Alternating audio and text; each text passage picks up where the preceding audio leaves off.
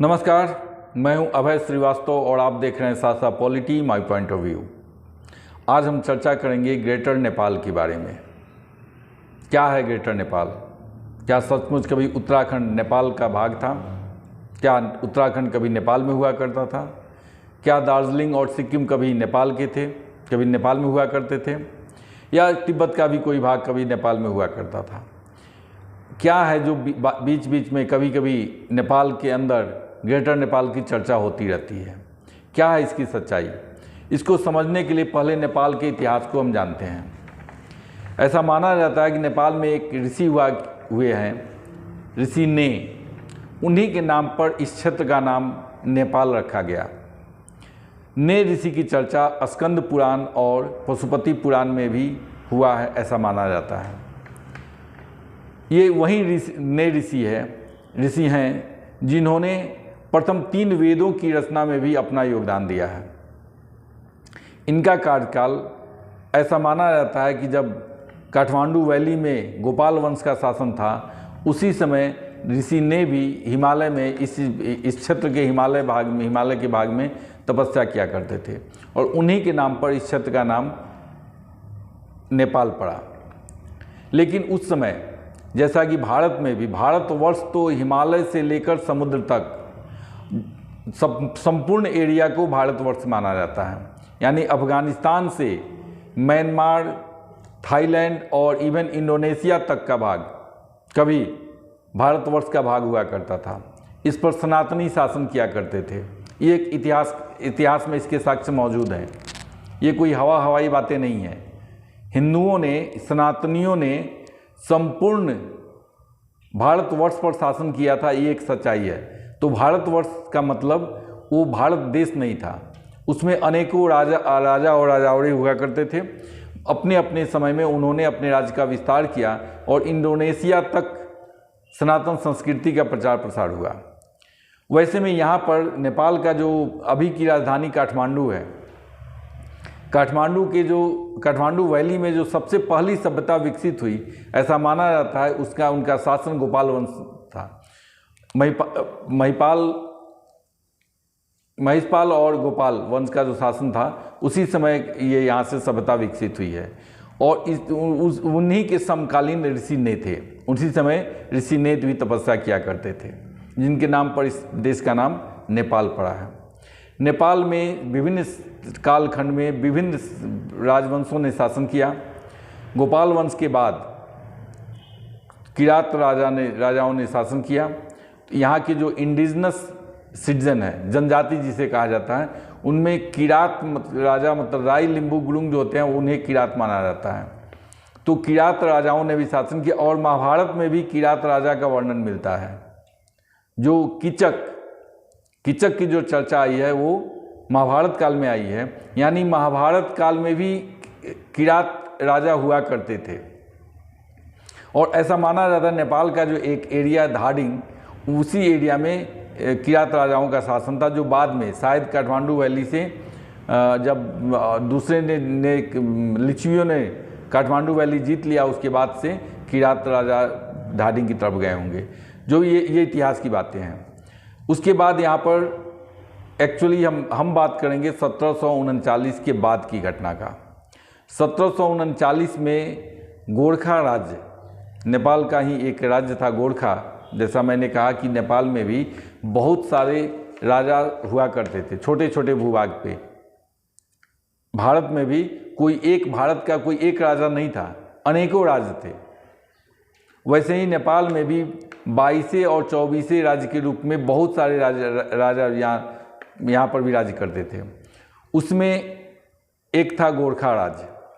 गोरखा राज्य के जब राजा हुए पृथ्वीनारायण शाह, तो पृथ्वीनारायण शाह ने गोरखा राज्य का विस्तार शुरू किया और उन्होंने विभिन्न राज्यों को जीत करके अभी आधुनिक नेपाल का एकीकरण किया।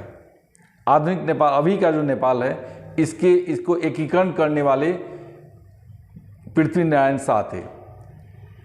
पृथ्वीनारायण शाह जब काठमांडू वैली में भी 3 राजा हुआ करते थे, काठमांडू, भक्तपुर और ललितपुर। तीनों स्वतंत्र राज्य थे। इन तीनों राज्यों को जीत करके काठमांडू को राजधानी बनाया। यानी 1739 में पृथ्वीनारायण शाह ने गोरखा में शासन संभाला और 1769 में नेपाल की राजधानी यानी गोरखा राज्य जो था उसकी राजधानी अंततः काठमांडू की गई और गोरखा राज्य के जो अंतिम राजा थे पृथ्वीनारायण शाह, वो वहाँ से स्थानांतरण करके अपनी राजधानी ले आए काठमांडू। 1739 में वो पृथ्वीनारायण शाह राजा बनते हैं। 1769 में वो काठमांडू को अपनी राजधानी बनाते हैं और यहाँ राजधानी बनाकर पूरे नेपाल पर विजय अभियान शुरू करते हैं। बहुत सारे भूभाग को जीत करके नेपाल में मिलाते हैं। नेपाल क्या ही भाग था, नेपाल जो अलग अलग राज्य थे उसे जीत कर मिलाए। लेकिन 1775 में उनकी मृत्यु हो जाती है। 1775 में उनकी मृत्यु के बाद उनका बेटा प्रताप शाह राजा बने, लेकिन 2 साल बाद ही उनका भी निधन हो जाता है। 1777 में प्रताप शाह का निधन हो गया। उसके बाद उनका दूसरा बेटा बहादुर शाह राजा बने और ऐसा माना जाता है कि बहादुर शाह ने बहुत ही बहादुरी दिखा करके जितना जो काम अधूरा छोड़ गए थे पृथ्वीनारायण शाह उसको उन्होंने पूरा किया और नेपाल की सत्ता को पूर्व में तिस्ता तक पहुंचाया। उस समय सिक्किम पर चोग्याल राजवंश का शासन था। चोग्याल राजा लड़ाकू नहीं थे और गोरखा जाति बहुत ही लड़ाकू जाति थी, वो साहसी जाति थे, ब्रेव थे। बहुत ही बहादुरी के साथ लड़ करके उन्होंने सिक्किम को भी अपने में मिला लिया था। यानी पूर्व में तिस्ता नदी, ब्रह्मपुत्र भी जिसे पॉपुलरली ब्रह्मपुत्र कहा जाता है, तो नेपाल का सीमा ब्रह्मपुत्र तक फैला। उसके बाद विभिन्न राजा हुए। विभिन्न राजाओं के समय में नेपाल का विस्तार होता रहा। उसी क्रम में एक कमांडर हुए, गोरखा कमांडर हुए अमर सिंह थापा। अमर सिंह थापा के समय में पश्चिम की तरफ नेपाल का एक्सपेंशन हुआ। ऐसा माना जाता है कि पश्चिम में एक समय था जब उत्तराखंड और पश्चिम नेपाल एक ही राज्य में हुआ करते थे और उस पर कत्यूरी राजा शासन किया करते थे। कत्यूरी राजा अपने आप को केदारखंड खस मंडले के नाम से अपने आप परिचय देना पसंद करते थे। उन्हें केदारखंड खस मंडले कहा जाता था। अब यहाँ समझना होगा, खस एक क्षेत्रीय जाति होती थी, यानी उत्तराखंड में जो बसोबास करते थे, जो वहाँ जिनका निवास था, उन्हें खस माना जाता था। मुख्यतः उसमें क्षेत्रीय थे। और अभी नेपाल का एक जिला है डोटी और दूसरा जुमला। ये दोनों जिला पर दोनों अलग अलग शासन थे, अलग अलग राज्य हुआ करते थे और उस पर खस राजाओं का ही शासन हुआ करता था। उस पर खस राजा जब हम बोलते हैं तो यानी कत्यूरी राजाओं का शासन था। अब इन कत्यूरी राजाओं को हरा करके अमर सिंह थापा ने उस संपूर्ण भूभाग को नेपाल में मिलाया। ऐसा एक इतिहास का एक ऐसा समय था जब भारत में भी हलचल मची हुई थी। नेपाल में पृथ्वीनारायण शाह अपना एक्सपेंशन कर रहे थे। याद कीजिए, मैंने कहा 1739 से 1775 पृथ्वीनारायण शाह का समय रहा। ये वही समय है जब भारत में ब्रिटिश ईस्ट इंडिया कंपनी ने बक्सर का युद्ध, प्लासी का युद्ध 1757 और बक्सर का युद्ध लड़ा। तो भारत में ब्रिटिश राज का प्रारंभ और नेपाल में पृथ्वीनारायण शाह का शासन लगभग साथ साथ शुरू हुआ। उसी समय पंजाब का, जब पंजाब हम बोलते हैं तो आज का पाकिस्तान और कुछ अफगानिस्तान का कुछ भाग, वहाँ तक रणजीत सिंह का शासन हुआ करता था। रणजीत सिंह का शासन, पंजाब कहने को तो पंजाब, लेकिन उस समय का वो पंजाब उत्तर में हिमाचल तक और पश्चिम में अफगानिस्तान तक फैला हुआ था। लेकिन रणजीत सिंह के मरने के बाद विभिन्न सूबेदारों ने अपना अपना अलग राज्य घोषित कर दिया था। जैसे गुलाब सिंह ने कश्मीर में अपना अलग राज्य घोषित किया, वैसे ही विभिन्न राज्यों ने अपने को स्वतंत्र राज्य घोषित कर दिया था। उसी समय का फ़ायदा उठाकर अमर सिंह थापा ने कुमायूं गढ़वाल के जो अलग अलग राज्य थे, इन लोगों को कुमायूं को भी जीता 1792 में, और 1803 में गढ़वाल को भी जीत लिया। ऐसा माना जाता है कि 1792 से लेकर के 1814 तक नेपाल का सीमा कांगड़ा तक पहुंच गया था, सतलज नदी तक। अब अमर सिंह थापा ने पश्चिम में इसे सतलज नदी तक पहुंचाया और बहादुर शाह ने पूर्व में सिक्किम तक पहुंचाया। तो इसीलिए ऐसा माना जाता है कि इस जो नेपाल में कभी कभी जो ये डिमांड उठती है, इसकी मांग उठती है विशाल नेपाल, वो इसी कालखंड के बारे में है।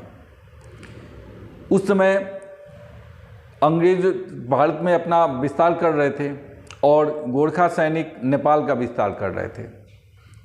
तो जैसा मैंने कहा कि हिमाचल का, अभी का जो हिमाचल है उसमें एक कांगड़ा जगह है, कांगड़ा सतलज नदी के किनारे, वहाँ तक नेपाल का विस्तार हो गया। लेकिन जब अंग्रेज़ों के साथ एंग्लो गोरखा वार हुआ, उसमें गोरखा सैनिक हार गए और हारने के बाद 1816 में नेपाली सैनिक, गोरखा सैनिक और ब्रिटिश ईस्ट इंडिया कंपनी के साथ एक समझौता हुआ जिसे सुगौली संधि कहते हैं। ये सुगौली संधि रक्सौल के पास, रक्सौल से लगभग 35 किलोमीटर की दूरी पर सुगौली नाम का एक जगह है, वहीं पे हुआ था। ये बिहार के सुगौली का जगह है, रक्सौल से 35 किलोमीटर दक्षिण की तरफ। और जब गोरखा सैनिक, तो इसी में एक चर्चा आती है नाला पानी का युद्ध। नाला पानी के युद्ध में भी गोरखा कमांडर बलभद्र कुंवर ने बहुत ही बहादुरी के साथ युद्ध लड़ा था और नेपाल की किताबों में इसकी बहादुरी की चर्चा भी होती है। लेकिन दुख की बात है कि बहुत सारे नेपाली स्टूडेंट को पता नहीं है कि नाला पानी है कहाँ। आज हम बताते चलें कि नाला पानी उत्तराखंड की राजधानी देहरादून के पास है। उसी देहरादून के पास जो नाला पानी है, वहाँ पर बलभद्र कुंवर ने नेपाल राज्य का विस्तार करने के लिए ब्रिटिश ईस्ट इंडिया कंपनी के साथ बहुत ही बहादुरी के साथ लड़ते हुए अपनी शहादत दी थी। अब ये इसके प्रमाण के रूप में, इसके साक्ष्य के रूप में जो लोग केदारनाथ गए हैं, केदारनाथ मंदिर के सामने एक शिलालेख पर भी लिखा हुआ है कि इस मंदिर का जीर्णोद्धार 18वीं सेंचुरी में गोरखा कमांडर अमर सिंह थापा ने कराया था। तो एक सच्चाई है कि अमर सिंह थापा के नेतृत्व में गोरखा सैनिक कांगड़ा तक पहुंच गए थे और 1792 से लेकर के 1814 तक संपूर्ण उत्तराखंड पर गोरखा सैनिकों का शासन था। ये एक इतिहास की सच्चाई है, इसे आप नकार नहीं सकते। लेकिन ये भी सच्चाई है कि ये क्षेत्र नेपाल का भूभाग नहीं था, गोरखा सैनिकों ने इसे जीता था, जो हारने के बाद उन्हें लौटाना पड़ा था। अब याद रखिए कि आप किसी का सामान जीत कर ले लेते हैं तो जब तक आप विनर हैं, जब तक आप विजेता हैं, आप उसको रख सकते हैं। हारने के बाद तो आपको लौटाना पड़ेगा। तो अमर सिंह थापा को भी जब ब्रिटिश ईस्ट इंडिया कंपनी के साथ वो हार गए 1814 में, तो उन्हें वो क्षेत्र को, कुमायूं गढ़वाल के क्षेत्र को, कुमायूं गढ़वाल के राजाओं को लौटाना पड़ा था। अब एक बहुत ही आश्चर्य की बात यह है कि जो नेपाल में विशाल नेपाल की चर्चा उठती है, जो जैसा कि मैंने कहा ये गलत नहीं है, क्योंकि इतिहास के एक कालखंड में नेपाल का जो एरिया था वो सतलज तक गया था और पूर्व में सिक्किम तक था, तिस्ता नदी तक, असम का जो तिस्ता नदी है ब्रह्मपुत्र नदी तक था। लेकिन इसमें कितनी सच्चाई है कि ये नेपाल का पार्ट था। वो एक विजय किया हुआ भूभाग था जो जब तक आप विजेता थे अपने पास रखे, और विजेता होने के बाद जब आप हारे तो उसे लौटाना पड़ा। इसीलिए उत्तराखंड का जो इतिहास पढ़ाई जाती है बच्चों को, उसमें उस गोरखा शासन को काला अक्षर, ब्लैक डे के रूप में दिखाया गया है। यानी उस समय का जो एरिया था वो काले अक्षरों में लिखा गया उस इतिहास को कि गोरखा सैनिकों ने वहाँ पर बहुत ही दमन किया और दमन करके वहाँ पर शासन किया। ऐसा उत्तराखंड के किताबों में पढ़ाया जाता है। फिर भी जैसा कि मैंने कहा कि भारत में ब्रिटिश ईस्ट इंडिया कंपनी का विस्तार और नेपाल में पृथ्वीनारायण शाह के समय से जो नेपाल का एकीकरण शुरू हुआ वो कंप्लीट होता है, पूर्ण होता है 1816 के सुगौली संधि के अनुसार। और उस संधि के अनुसार मेची से पश्चिम और पूर्व महाकाली नदी, जिसे भारत में काली नदी के नाम से जाना जाता है, तो भारत की काली और नेपाल की महाकाली दोनों एक ही नदी है, लेकिन नाम अलग अलग देशों में अलग अलग लिया जाता है। तो उसी नदी के काली नदी के पश्चिम का भाग को, यानी महाकाली के पश्चिम के भाग को, पूर्व के भाग को, और मेची के पश्चिम के भाग को नेपाल माना गया। अभी भी नेपाल का जो वर्तमान का जो नक्शा है, अभी इसका एरिया 1,47,181 स्क्वायर किलोमीटर है, लेकिन जब बृहत नेपाल था उस समय इसका एरिया 2,52,181 किलोमीटर हुआ करता था। तो सोचिए कि लगभग 60 to 70% भाग नेपाल का अभी नेपाल में नहीं है।